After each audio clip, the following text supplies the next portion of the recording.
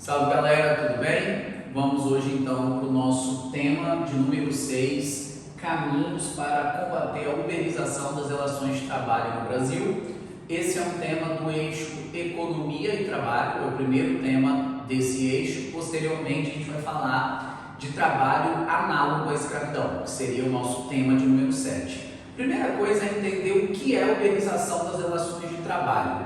Trabalho uberizado, como o próprio nome está trazendo aí, lembra para a gente a ideia de Uber, né? Que é uma plataforma, um aplicativo através do qual a gente solicita transporte, né? Pede corrida para que a gente se desloque dentro das grandes cidades. Então é como se fosse uma espécie de metonímia, né? O que é metonímia? Uma figura de linguagem onde a gente transmite, né?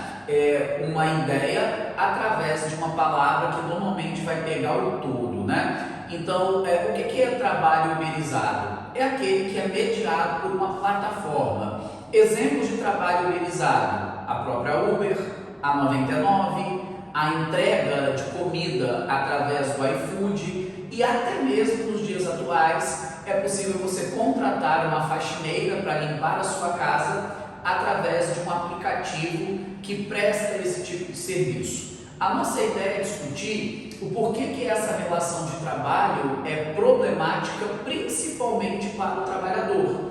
E o grande problema mora no fato de que é uma relação de trabalho que não paga direitos trabalhistas previstos na CLT, que é o conjunto de lei trabalhista que foi criado por Getúlio Vargas na época do Estado Novo. A gente vai falar um pouquinho disso depois. Você já sabe que o nosso ponto de partida é a leitura e a análise da coletânea. Então, o texto 1 da coletânea, ele traz para a gente a definição do que é o trabalho uberizado.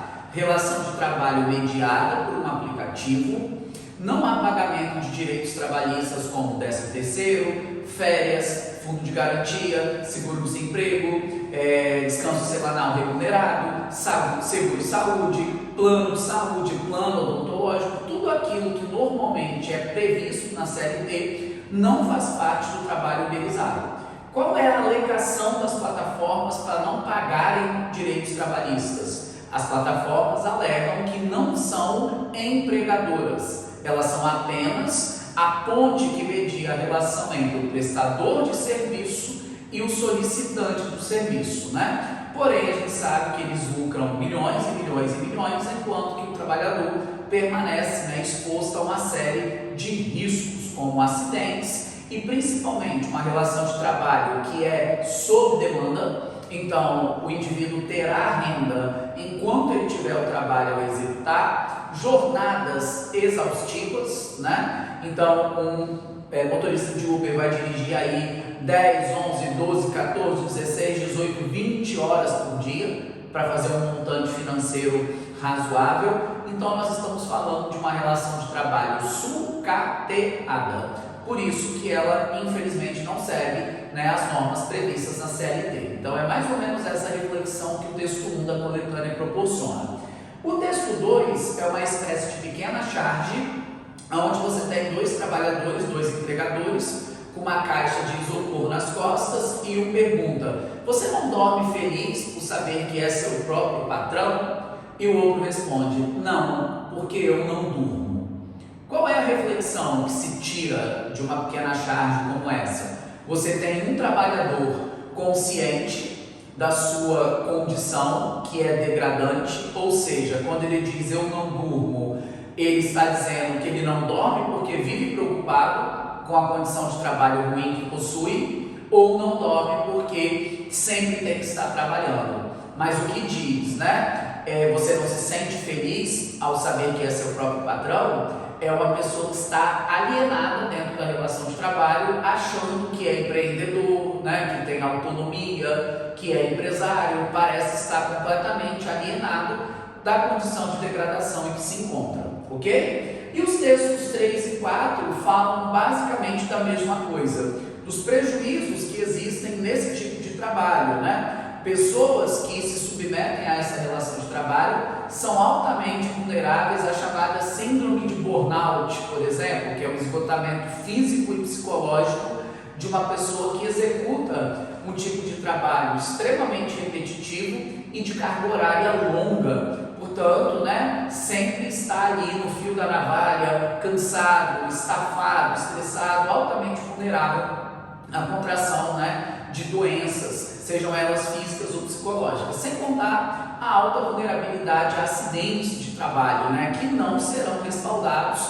pela CLT caso o indivíduo precise, ok? Então a coletânea está bem direta, está bem simples para aquilo que vocês precisam falar. Bom, o que a gente poderia usar nessa redação enquanto referências introdutórias? Da área do conhecimento da história, você pode estar falando da criação da CLT, que ocorre na época do Estado Novo, através da figura de Getúlio Vargas. A base da CLT dura até os dias de hoje. Portanto, o trabalho análogo à escravidão viola os princípios da Constituição das leis trabalhistas criadas por Vargas.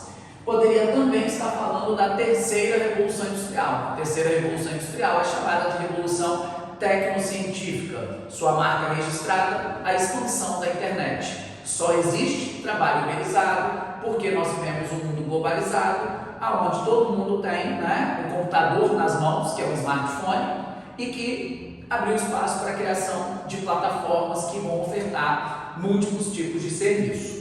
Constituição de 88, no âmbito do direito, 2 artigos, o 7 e o 23. Esses 2 artigos falam do direito ao trabalho digno. Portanto, um trabalho que degrada, né, a condição do seu trabalhador não oferece a ele dignidade, ok? Da literatura é possível citar Vidas Secas, de Graciliano Ramos. Embora nós estejamos falando da ficção de 30 no Brasil, Fabiano é um vaqueiro, né, que vivencia junto com a sua família relação de trabalho exploratória. É claro que aqui você está falando de outra coisa, mas é possível fazer uma comparação ao dizer que os vulneráveis, né, a relações de trabalho exploratórias, normalmente são os economicamente desfavorecidos.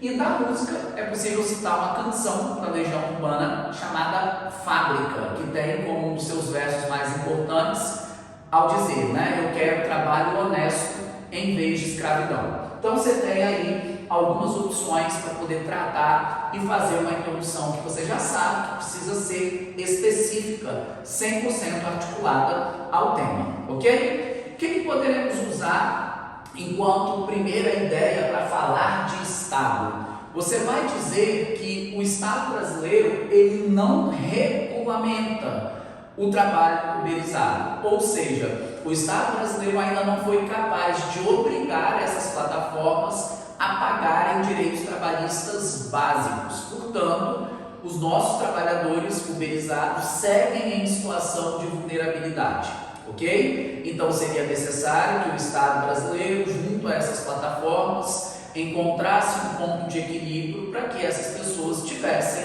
direitos trabalhistas minimamente garantidos, né, nessas relações de trabalho.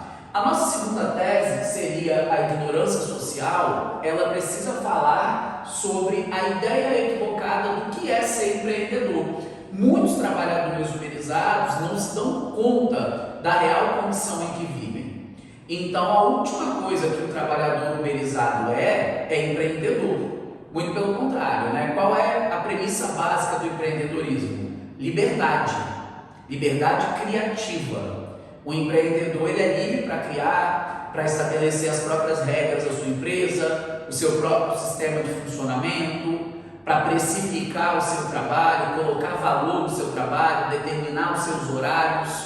A última coisa que o trabalhador uberizado tem é esse tipo de liberdade. Por quê? Porque faz um trabalho repetitivo, alienante e sob demanda, o que o leva à exaustão. Então, se ele encara ser empreendedor, ele está alienado, não está consciente, né, da própria condição. Portanto, né, a segunda ideia de ignorância social é possível trabalhar nessa perspectiva.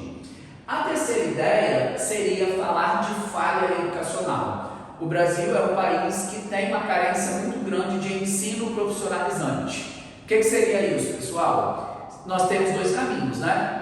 Ou a gente vai melhorar o acesso ao ensino superior, porque hoje não há vaga para todo mundo nas universidades federais, nem todo mundo pode pagar. Ou nós vamos tornar o nosso ensino médio um pouco mais profissionalizante.